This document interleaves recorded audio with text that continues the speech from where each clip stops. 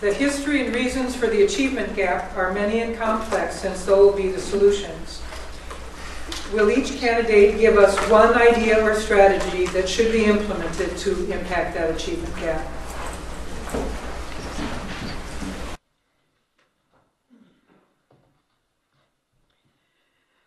I think that one of the things that we can do to improve the achievement gap is by spending more money in staff development. I heard that there was a shortage of funding for staff development. And with good staff development, that means teachers can learn the new technologies, the new processes, the new ways of learning and connecting with children. The way that my mother taught us is not the way of the modern day of learning. She was a little bit harsh, but that was effective. However, we have many, many things competing with our children's time, and therefore we have to reprioritize how we use the time at home and in the school. I think the parents have a role here too. And I think that they should be encouraged to come to school and not have to sit on buses for an hour or take transportation to try to go talk to a teacher. Thank you.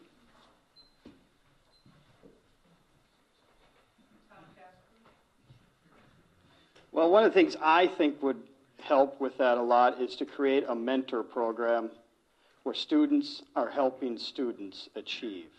So whether it's high school kids helping high school kids that are having problems with math, or junior high kids helping junior high kids, or high school kids helping grade school kids learn how to read and write and learn how to understand what they need to do. Because with our reduced teachers and our raised class sizes that we're going to be facing with this plan, we need to find a way to get more opportunities for these kids and our children to be able to get the information and the understanding that they need to succeed in life. So hiring or implementing a mentoring program using existing children from within the district that are doing already well, that are exceeding their expectations, and help kids that aren't. So thank you.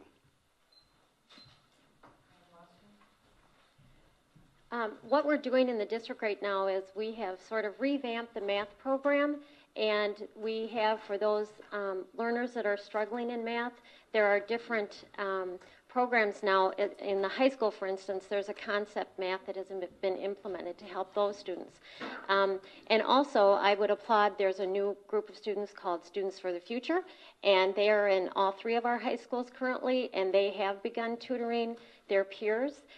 We also do have high schoolers that go down to the elementary schools and help children, both before and after school, and during the class day sometimes. So those are just some ways that we're helping right now.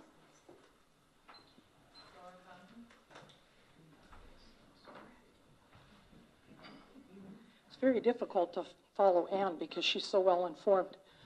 I'm going to add to what she just said, and I'm going to do it this way. Because I'm going to use our Lincoln Park in West Duluth. One of the reasons that children get left behind is because we have teachers who we have part-time to death in this district.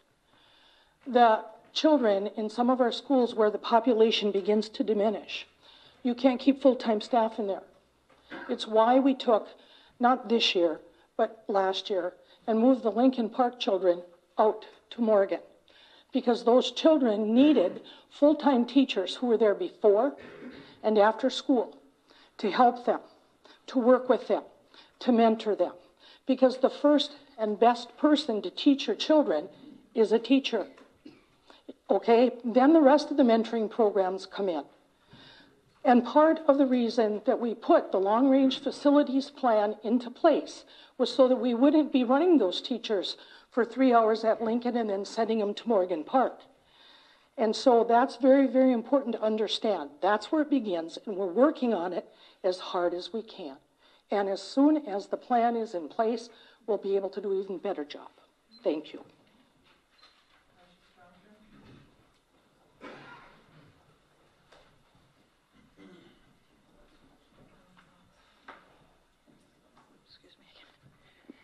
I agree with Tom and also Ann that, yes, mentoring programs are extremely important.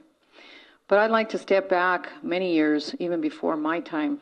There might even be some of you here that have had a full phonics program. My son went to a private school, and in kindergarten he was coming out reading on the 3rd grade level. He had the best phonics program I've ever seen, and I've not seen that in any of the education thus far in a public educational setting. And I'll tell you, as a clerk of Normanna Township, the former clerk did not know how to do a sentence structure that you could read, nor could she spell very well. And I was correcting her minutes all the time. My teachers would give me a red F, and believe me, I got them, or a D. And I'd go back and do that paper over again. No pass-ons like Joe Nathan told us. Joe Nathan's from the University of Minnesota. He's the one that said that the schools are failing, not me. Yes, we need mentoring programs, but I think we need to go back to the basics, because you teach a child to read, you will give him everything. Give him a fish, and he'll be able to feed himself.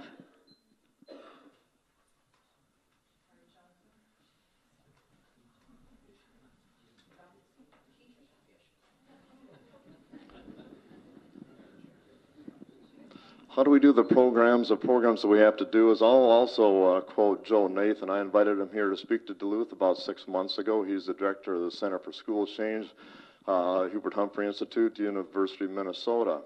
And his main thing is smaller, safer, saner schools. And you have to have collaboration. Not only that, you have to have collaboration. It's critical between the parents have to be involved and the community have to be involved in that. And we are closing our community schools. That is what we are removing. We're removing that absolutely critical connection. And Duluth is not doing real well. And I think that we have to admit that. And I think the long-range facility plan is going to be taking us in the wrong direction. It's exactly opposite to what people like Dr. Joe Nathan says that communities have to do and for what the future is going to be happening here. And again, having our children sitting on a school bus for 2 hours a day is not a way to get those programming out.